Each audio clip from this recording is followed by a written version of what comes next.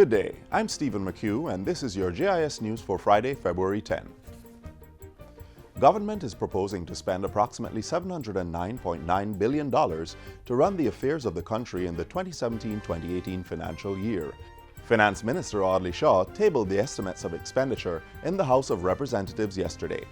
It reveals a $117.25 billion increase over the 2016-2017 budget.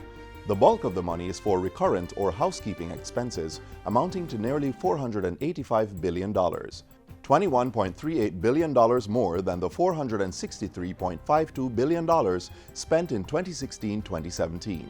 Spending on capital projects, meanwhile, is projected to be $225 billion, most of which is from government funding. It's $91.5 billion more than the previous year.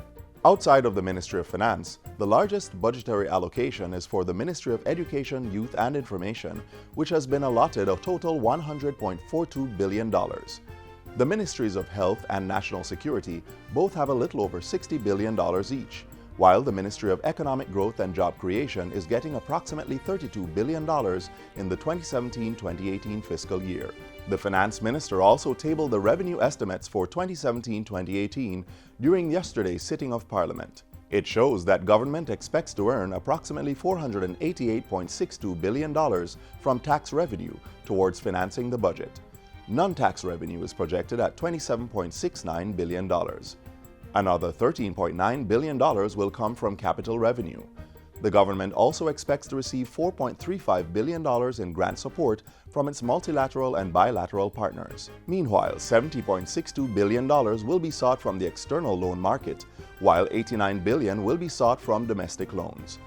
In all, the government is projecting total revenue and loans of $694.21 billion to go towards financing the budget for financial year 2017-2018. Finance Minister Audley Shaw will provide more details on how the government expects to generate those revenues when he opens the budget debate on March 9. In other news, the Ministry of Local Government, through a partnership with Tax Administration Jamaica, has launched a mobile property tax collection unit. It was launched on Wednesday in Port Maria, St. Mary. It is intended to collect in excess of $10 billion in outstanding property taxes, which Local Government Minister Desmond McKenzie says could improve social services across the country. Issues surrounding garbage collection, street light service, proper parochial roads, sidewalks, drains that are properly kept, our gullies that are kept clean. Those services cannot be offered free of cost.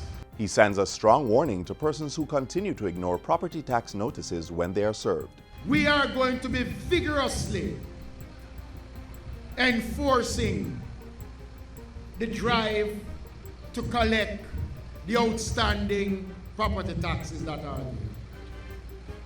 We have to do it.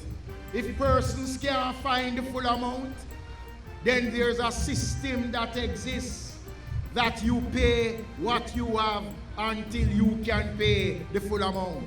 The local government minister also addressed the Jamaica Council of Churches' concern about churches paying property tax, indicating that no such decision was made and the church has nothing to fear. The National Works Agency, NWA, will be implementing several growth-enhancing projects in the new fiscal year. Governor General Sir Patrick Allen outlined some of the major projects when he delivered the throne speech in Parliament yesterday. Work will be done on the thoroughfare from Constant Spring Road to Manor Park. Hagley Park Road will be widened to provide 4 lanes. Work will also start in the new fiscal year on the Southern Coastal Highway Improvement Program from Harbourview to Port Antonio. It includes extension of the east to west toll road from Maypen, Clarendon to Williamsfield in Manchester. While addressing the Diplomatic and Consular Corps earlier this week, Finance Minister Audley Shaw said he would be heading to China to finalize plans for a rescoped loan agreement. I journey to China next week to sign a new agreement with the Exim Bank of China for the construction of the Southeast Coastal Highway from Harbourview to Morant Bay to Port Antonio. And it's similar to the North Coast Highway. Government is mandating that registered taxi operators remove all tints from their vehicles as part of initiatives to cut crime, including gender-based violence. Pointing out that the directive is already in law, Prime Minister Andrew Holness says the police will be taking a zero-tolerance approach to dark tints as of Monday, February 13. He has this warning for illegal taxi operators. Those vehicles will be given special attention by both the police and the Transport Authority. The police have been directed to step up their operations in this regard. The Prime Minister's announcement is in response to concerns in the public domain that private vehicles posing as illegal taxis were abducting women. At a press conference on Wednesday, Mr. Holness also revealed that the country would be engaging its international partners to get information on Jamaicans who have been deported from those countries for gender-based offenses. We want to know if they had been arrested but not charged with a sexual offense. We want to know if a report was made against them. And we definitely want to know if they were entered into a sexual offense registry from the deporting country, which would mean that we would automatically enter this in our local sexual offense registry in Jamaica. And finally, Minister of National Security Robert Montego is calling on Jamaicans to stop inciting panic in the society with the circulation of false news on social media. Minister Montego says police resources are being tied up verifying videos, voice notes, and images which are often found to be fake. When we spread these false news, it also increases the trauma for the families who are victims.